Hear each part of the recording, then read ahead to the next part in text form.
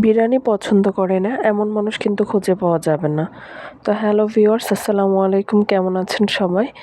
আরও একটি নতুন ভিডিও নিয়ে এসে গেছি। তো আজকে আমি বিরিয়ানি রান্না করব, মুরগির বিরিয়ানি। তো তার জন্য আমি প্রথমে পেঁয়াজ বেরেস্তা করে রেখেছিলাম এবং বেরেস্তার তেলের মধ্যেই আবারও পেঁয়াজ কুচি দিয়েছি। তো পেঁয়াজ কুচিটা একটু ভেজে এর মধ্যে আমি আদা রসুনের পেস্ট দিয়ে দিচ্ছি। বিরিয়ানি বলতে আজকে আমি মোরগ পোলাও রান্না করব একেবারে অন্যরকমভাবে। ঘরে যে উপকরণ থাকবে সেগুলো দিয়েই। তো আমার ঘরে যা যা ছিল আমি তাই দিয়েই রান্না করেছি। খেতে কিন্তু অনেক বেশি সুস্বাদু হয়েছিল। তো আমি এই তো একটু লবণ দিয়ে দিয়েছি। এবার আমি একে একে মশলাগুলো অ্যাড করব।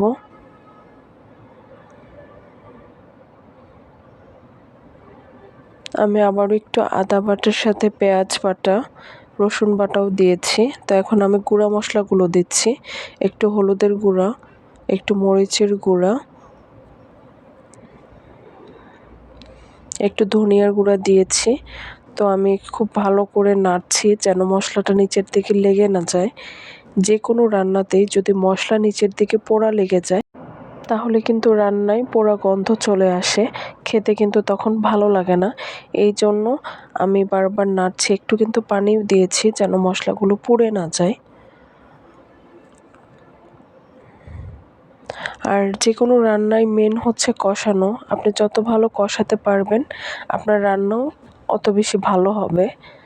তো আমার যেহেতু ছোট বাচ্চা আছে, সব সময় আমি এত সময় নিয়ে কষাতে পারি না। তো যখন আমার কাছে একটু সময় বেশি থাকে বা বাচ্চা বিরক্ত না করে তখন একটু আমি সময় নিয়ে ভালো করে রান্না করি।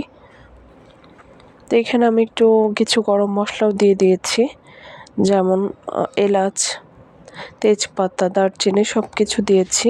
আর এদিকে আমি চিকেনগুলো ভালো করে পরিষ্কার করে নিয়েছিলাম। তো আমি চিকেনগুলো আস্তই দিব। প্রথমে রোস্টের মতো রান্না করে তারপর আমি পোলাও রান্না করব। তারপর সব কিছু একসাথে মিক্স করে দমে বসিয়ে দিব। তো যাই হোক, আমি এই তো রোস্ট রান্না করার জন্য চিকেনগুলো আমি ভালো করে কষিয়ে নিয়েছি। তো চিকেনের মধ্যে আমি কিছু মশলা বেটে রেখেছিলাম, কাজু বাদাম, কিশমিশ, পোস্তদানা, জয়ফল, জয়ত্রী সব কিছু বেটে নিয়েছিলাম একসাথে। তো আমি সেই বাটা মশলাটাও দিয়ে দিয়েছি।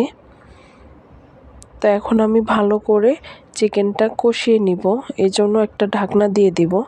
এদিকে আমি আর একটা মশলা বানাচ্ছি, সেটা হচ্ছে ওই যে পেঁয়াজ বেরেস্তা করে রেখেছিলাম। তো এখান থেকে কিছুটা পেঁয়াজ বেরেস্তার মধ্যে আমি চিনি দিয়েছি আর লেবুর রস দিয়ে দিচ্ছি। এটা আমি রোস্টের মধ্যেও ব্যবহার করি। এটা দিলে কিন্তু রোস্টের ফ্লেভারটা অনেক বেশি ভালো হয়, শাহি শাহি একটা ফ্লেভার চলে আসে। তো আমি এই যে লেবুর রস চিপে নিচ্ছি। এখন এটা আমি খুব ভালো করে ভেঙে নিব, একদম যতটুকু ম্যাশ করা যায়। তো এই তো আমি এতটুকু ম্যাশ করতে পেরেছি। এটা এখন আমি উপর দিয়ে দিয়ে দিব চিকেনের উপরে। আমি কয়েকটা আস্ত কাঁচামরিচও দিয়েছি।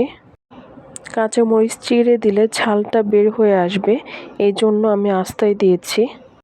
তো এখন আমি সব কিছু আবারও ভালো করে নেড়ে চেড়ে মিশিয়ে নিচ্ছি।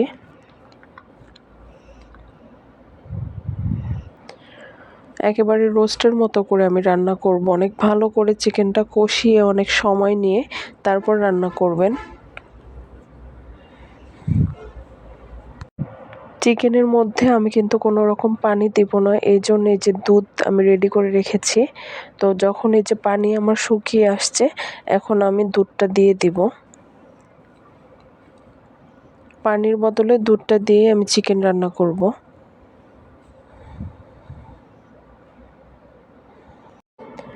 দেখুন আমার চিকেন রান্নাটা কিন্তু মোটামুটি হয়ে গেছে। এই যে তেল উপরে ভেসে উঠেছে, তার মানে হয়ে গেছে। তো আমি এইখান থেকে শুধুমাত্র চিকেনগুলো উঠিয়ে নিব, মশলাগুলো কিন্তু উঠাবো না।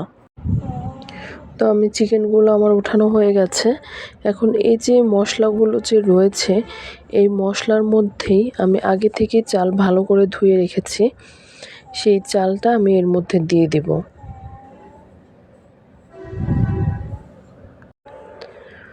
তো আমি চালগুলো দিয়ে দিচ্ছি। আর আপনারা কিন্তু এইভাবেই রান্না করার চেষ্টা করবেন, দেখবেন আসল যে মোরগ পোলাওয়ের টেস্ট সেটা কিন্তু 100% পাবেন।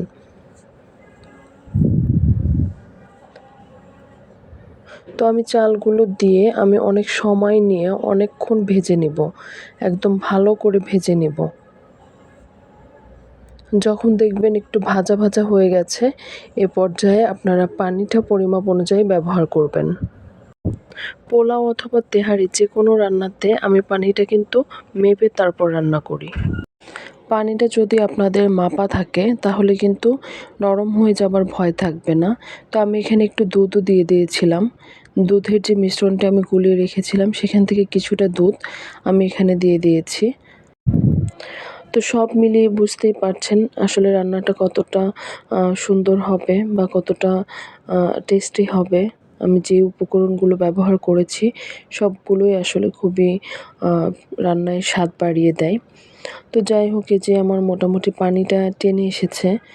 তো এই পর্যায়ে আমি যেহেতু দমে দিব, দমে দেবার আগে সে যে চিকেনগুলো আমি রান্না করে রেখেছিলাম রোস্টের মতো করে, সেগুলো আমি এই পোলাওয়ের মধ্যে দিয়ে দিব। একদম বসিয়ে দিব। বসিয়ে সব কিছু একসাথে দিয়ে তারপরেই কিন্তু আমি দমে দিব।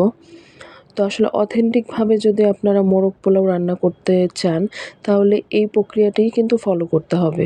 আর আমরা যেটাকে মোরগ পোলাও হিসেবে হোটেল থেকে কিনে খাই, তারা কিন্তু রোস্ট রান্না করে রোস্টের সাথে একটা ডিম দিয়ে দেয় আর পোলাও রান্না করে দিয়ে দেয়, সেটাকে মোরগ পোলাও বলে। আসলে অথেন্টিক মোরগ পোলাও কিন্তু ওরকমভাবে রান্না করা হয় না, এইভাবেই সব একসাথে রান্না করে। তো যাই হোক, আমি এখানে কয়েকটা কাঁচা মরিচের টুকরা এবং ডিম দিয়ে দিয়েছি। দিয়ে আমি সব কিছু একসাথে দমে দিয়ে সম্পূর্ণ রান্নাটি কমপ্লিট করব। তো আজকের মতো এখানেই বিদায় নিচ্ছি। সবাই ভালো থাকবেন। আল্লাহ হাফেজ।